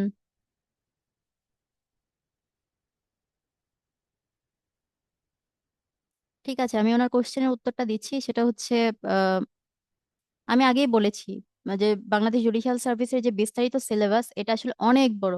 দেখলে জেনারেলের জন্য যে সিলেবাসটা আছে আপনি ঘাবড়ে যাবেন, এবং ঘাবড়ানো খুবই স্বাভাবিক, এটা অস্বাভাবিক কিছুই নয়, কারণ এখানে অনেক কিছু বলা আছে। বাংলাদেশ আন্তর্জাতিকের সিলেবাস দেখলে মাথা ঘুরবে, এত বড় সিলেবাস। তারপর বাংলা ইংরেজি যা আছে, কিন্তু কথা হচ্ছে সিলেবাসটাকে কিভাবে অ্যানালাইসিস করে ছোট করে আনা যায়, সেখানে আপনার দক্ষতা, এবং সেটার জন্য আমরা আছি। আর একটা ব্যাপার হচ্ছে আপনি নির্দিষ্ট সময় যদি টার্গেট করে পড়াশোনা করেন, যে 7 দিন আমি বাংলা পড়বো, 7 দিনে বাংলা যা আছে সবকিছু একটু পড়াশোনা শেষ করার চেষ্টা করব, 7 দিন আমি ইংরেজি পড়বো, বাংলাদেশ আন্তর্জাতিকের জন্য যে বলেছি পত্রিকা পড়া, এটা আসলে গুরুত্বপূর্ণ, এটাই আসলে মেইন পড়া আপনার, বাংলাদেশ আন্তর্জাতিক বা এসে এগুলোর জন্য। তো নিয়মিত পত্রিকা পড়া 1 ঘন্টা। তারপর গণিত বিজ্ঞানের জন্য আপনি 7 দিন বা 15 দিন সময় নিতে পারেন। এভাবে করে যদি আপনি পড়েন, তাহলে পড়া শেষ করা সম্ভব বলে আশা করি। আর কখনো যদি আপনি 6 ঘন্টা পড়েন, সেটাকে বাড়িয়ে 8 ঘন্টা করেন, 8 ঘন্টাকে 10 ঘন্টা করেন। তো পড়া শেষ করা যাবে না সেটা আসলে কোনো কথা না। আমি আশা করি আপনারা নির্দিষ্ট রুটিন ধরে পড়লে, নির্দিষ্ট সময় ধরে পড়লে আপনারা পড়াশোনা সুন্দর করে শেষ করতে পারবেন। তারপর সালাউদ্দিন তারেক উনি কোশ্চেন করেছেন বাংলা ভাষার ব্যাকরণ পুরাতন বই নাকি নতুন বই, কোনটা ফলো করা উচিত, এই সম্পর্কে জানতে চাই। সালাউদ্দিন তারেক, আপনি কি আছেন?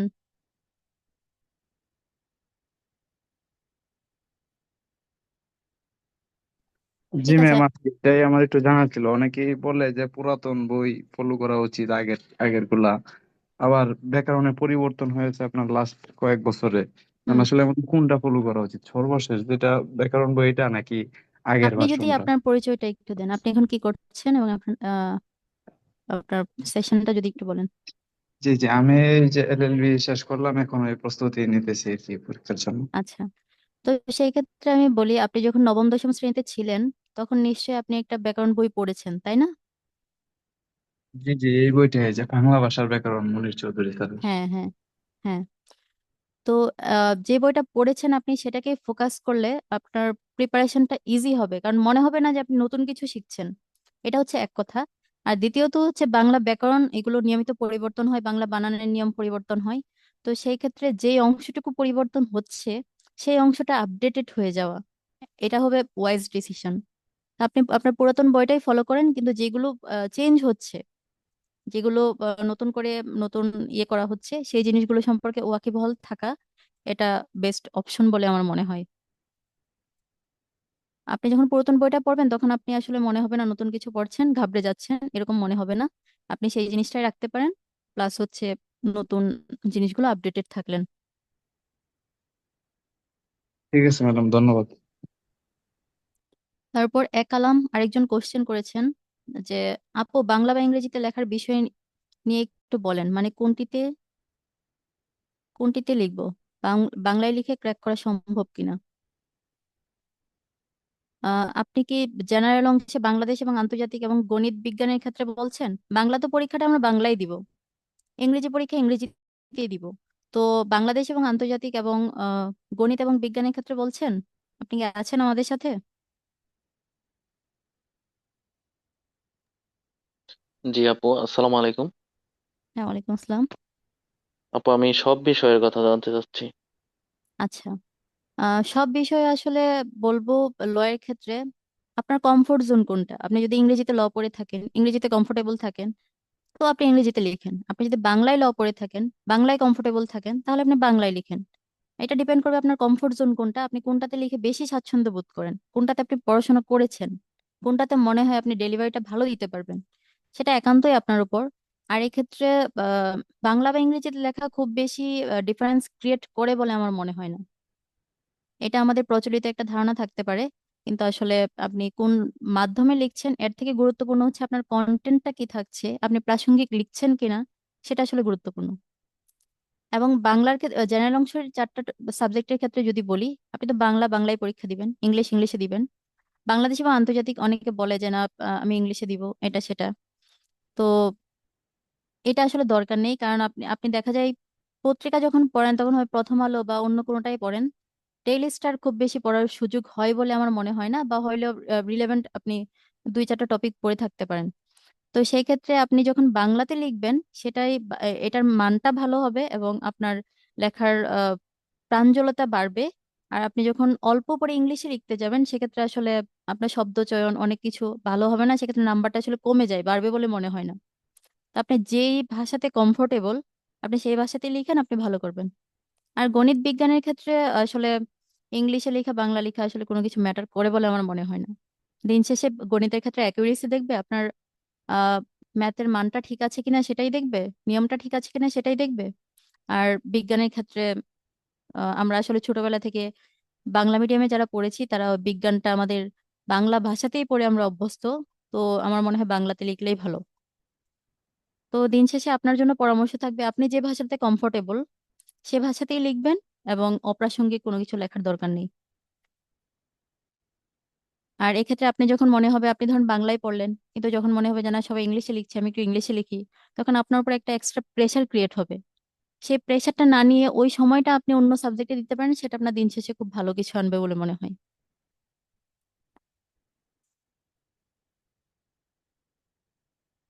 আচ্ছা, একজন কোশ্চেন করেছেন ম্যাথের কোন চ্যাপ্টারগুলোতে ফোকাস দিলে রিটেনে ভালো করা সম্ভব। তো আপনার জন্য আমার পরামর্শ থাকবে, বাংলাদেশ জুডিশিয়াল সার্ভিস পরীক্ষার যে সিলেবাসটা আছে গণিতের ক্ষেত্রে, এটাকে আপনি একটু দেখেন। দেখে আম, এবং বিগত বছরের যে প্রশ্নগুলো আছে সেগুলো একটু আপনি অ্যানালাইসিস করেন। যেমন অ্যানালাইসিস করলে দেখা যাবে একটা সরল সবসময় আসে, সরলীকরণ। তো সেক্ষেত্রে আপনি সরলীকরণের জাস্ট একটু নিয়মটা জানা জানা থাকলেই আপনি এক্ষেত্রে ম্যাথটাকে সুন্দরভাবে সঠিকভাবে করতে পারবেন। আহ, একটা ফর্মুলা যেমন আমরা সবাই জানি, প্রথমে ব্র্যাকেটের কাজ করতে হবে, তারপর ভাগ গুণ এরকম। তো এক্ষেত্রে সিম্পলিফিকেশন যে টপিকগুলো বারবার আসে, আপনি একটু কোশ্চেন কোনো অ্যানালিসিস করে যেগুলো থেকে বারবার কোশ্চেন আসছে, একবার দুইবার তিনবার, এগুলো একটু আইডেন্টিফাই করেন। তারপর ওই অনুযায়ী আপনি যদি কাজ করেন, আমার মনে হয় ম্যাথে ভালো করা সম্ভব। যেমন অনেক সময় দেখা যায় ঐকিক নিয়ম থেকে ম্যাক্সিমাম সময় কোশ্চেন আসে, বীজগণিত থেকে উৎপাদক বা হচ্ছে মান নির্ণয়, সরল করা, সমাধান করা, এই জিনিসগুলো থেকে কোশ্চেন আসে। তারপর জ্যামিতির ক্ষেত্রে আপনার খুব কঠিন কিছু না, আহ আহ, ত্রিভুজ থেকে, তারপর চতুর্ভুজ থেকে, বৃত্তের কতগুলো ইয়ে আছে নবম দশম শ্রেণীর জেনারেল ম্যাথ বইয়ে, এবং কিছু এক্সট্রা আছে যেগুলোতে ফোকাস করলে আপনি ম্যাথে ভালো একটা নাম্বার ক্যারি করতে পারবেন বলে আমার মনে হয়। তো আপনাকে বলবো আপনি ম্যাথের যে কোশ্চেন গুলো আছে এগুলো আগে অ্যানালাইসিস করেন, তারপর সিলেবাস অনুযায়ী কোনগুলো থেকে আসছে না আসছে এগুলো একটু আইডেন্টিফাই করে যদি পড়াশোনা করেন, তাহলে আপনার ম্যাথে একটা ভালো নাম্বার পাওয়া সম্ভব। আর ফার্দার কোনো পরামর্শ সাজেশন দরকার হলে আমরা আছি, আমাদের যে কোনো সময় নক করতে পারেন। এক্সপ্লেন আছে আপনাদের সাথে।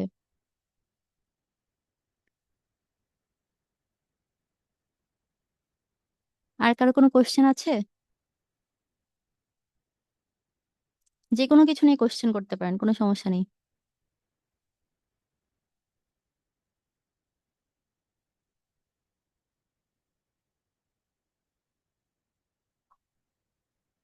একজন কোশ্চেন করেছেন, আপু আপনি কয় ঘন্টা পড়তেন? এটা আসলে নির্দিষ্ট কোনো টাইম টেবিল ছিল না। তবে আমি যখন পড়াশোনা করেছি চাকরির জন্য, আমার যত ধরনের এনগেজমেন্ট ছিল আমি সবগুলো অ্যাভয়েড করার চেষ্টা করেছি। শুধু আমি পড়াশোনাতেই সময়টা দেওয়ার চেষ্টা করেছি। এবং আমার একই সাথে জুডিশিয়ারি এবং বিসিএস পরীক্ষা দুইটার প্রিপারেশন নিতে হয়েছে।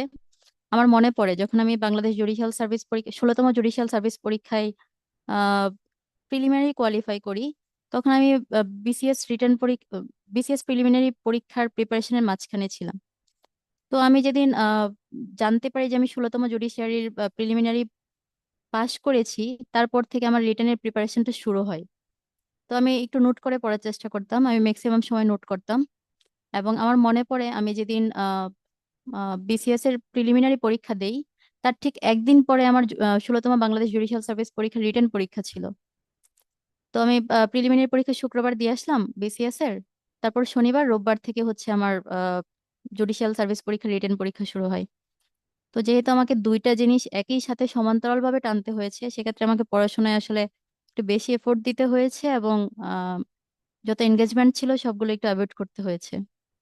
তো আমি আসলে মানে খুব বেশি গুরুত্বপূর্ণ কিছু ছাড়া আমি পড়াশোনাতেই থাকতাম এবং পড়াশোনাতেই কাজগুলো করতাম আর কি। আপনি আপনার সুবিধা মতো একটা রুটিন করে নেবেন, আপনার এনগেজমেন্ট গুলো যেগুলো থাকে অপ্রয়োজনীয় সেগুলো একটু কাট অফ করে নেবেন। তো আপনি আপনার নিজের মতো করে একটা রুটিন ক্রিয়েট করেন। খুব বেশি কিছু পড়ার দরকার নেই, আপনি যদি টেকনিক্যালি আসলে প্রিপারেশনটাকে এগিয়ে নিতে পারেন স্মার্টলি, তাহলে আপনার সম্ভাবনা অনেক বেড়ে যাবে। এবং খুব বেশি কষ্ট করতে হবে সেটাও নয়। বিসিএস এর যে জুডিশিয়ারিটা অনেকটা লেস কম্পিটিটিভ, এবং আপনি চাইলে একটা নির্দিষ্ট সুন্দর করে টেকনিক্যালি যদি এগিয়ে যান, সাকসেস রেট আসলে অনেক বেশি।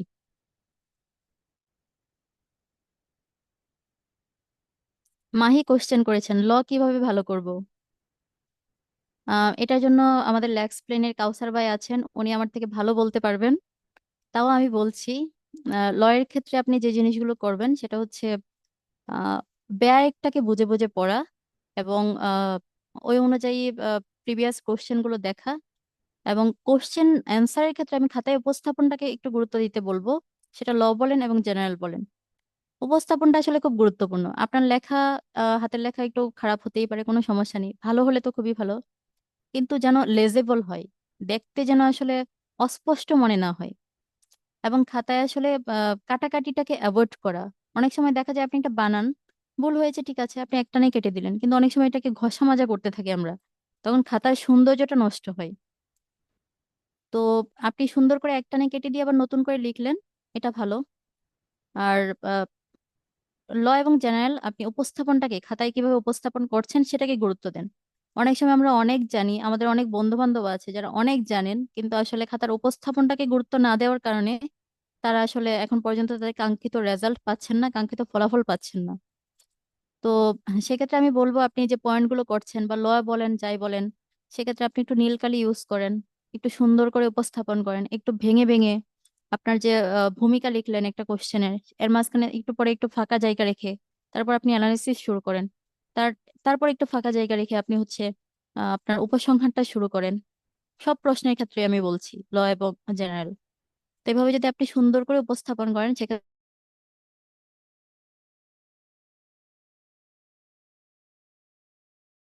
সেক্ষেত্রে আপনি ফ্যাক্ট, তারপর রিলেভেন্ট ল আলাদা করে, ফ্যাক্ট লেখার সুযোগটা আসলে কম পাওয়া যায়। তো সেক্ষেত্রে ফ্যাক্টটাকে 1-2 লাইনে লিখলেন আপনি, তারপর আপনার যে রিলেভেন্ট লটা আছে সেটাকে আপনি একটু বললেন, তারপর আপনার অ্যানালাইসিসটুকু আপনি আলাদা করে সুন্দর করে একটু উপস্থাপন করলেন, তারপর আপনার ডিসিশনটা কি আসছে, ডিসিশনের রিজনিংটা কি, সেটাকে একটু আলাদা করে লিখলেন। তো তাহলে আপনার একটা ভালো নাম্বার পাওয়ার সম্ভাবনা থাকে। এবং আমি বলবো উপস্থাপনটা খুব গুরুত্বপূর্ণ, খাতার উপস্থাপনটাতে আপনি গুরুত্ব দেন, আপনার নাম্বার পাওয়ার সম্ভাবনা অনেকটা বেড়ে যাবে এবং সাকসেস রেট বেড়ে যাবে বলে আমি আশা করি। আপনার হাতের লেখা খারাপ সেটা নিয়ে ঘাবড়ানোর কিছু নেই। আপনি স্পষ্ট করে লেখেন যেন লেখাগুলো বোঝা যায়। লেখা বোঝা না গেলে এক্সামিনার বিরক্ত হয়, তখন দেখা যায় এটার ইফেক্ট পুরো খাতাতেই পড়ে, আপনার মার্কিং এ পড়বে। তো উপস্থাপনটা খুব গুরুত্বপূর্ণ। আর কারো কোনো কোশ্চেন আছে?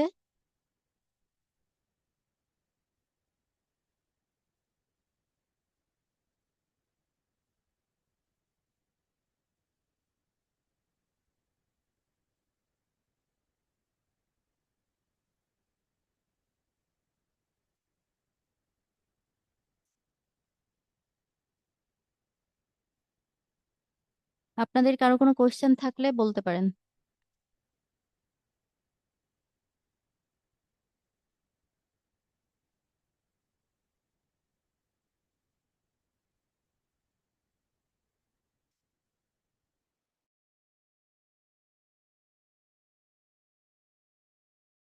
করতে পারি।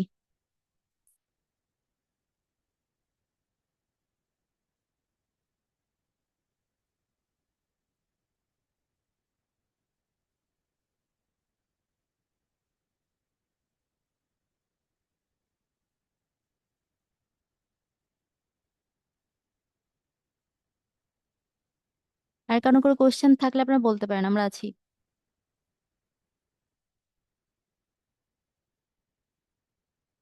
আপনাদের যে কোনো দরকারে জেনারেল ল রিলেটেড এক্সপ্লেন আছে আপনাদের সামনে, জাস্ট আমাদের নক করবেন, আমাদের কল করবেন, আমরা আপনাদের জন্য আছি।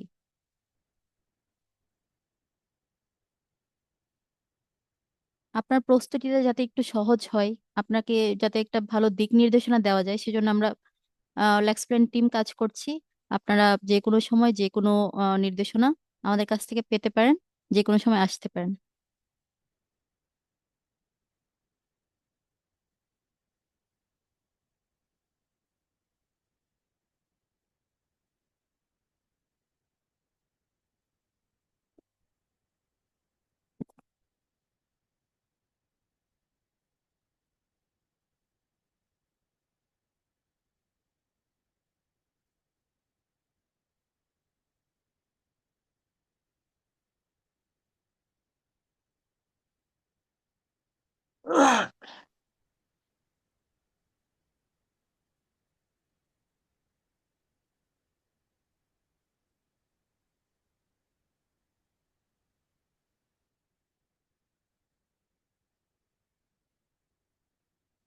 আর আমরা মনে হয় শেষ করতে পারি, যেহেতু রমজান।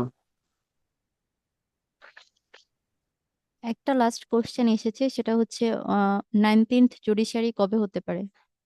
এখনো যেহেতু 18th জুডিশিয়ারি রিটেন পেন্ডিং আছে, তো সেক্ষেত্রে আমার মনে হয় আপনারা একটা সময় পেতে পারেন প্রিপারেশনের জন্য, সেক্ষেত্রে 6 মাস সময় আপনারা পেতেই পারেন। তো আমার মনে হয় আপনার প্রিপারেশন নেওয়া শুরু করেন, একটা লম্বা সময় পাবেন আশা করি 19তম বিজেএস এর আগে।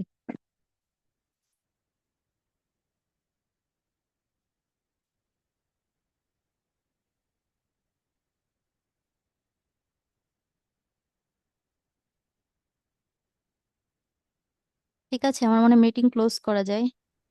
জি আপু, আমরা তাহলে শেষ করি আজকে। হ্যাঁ, অবশ্যই।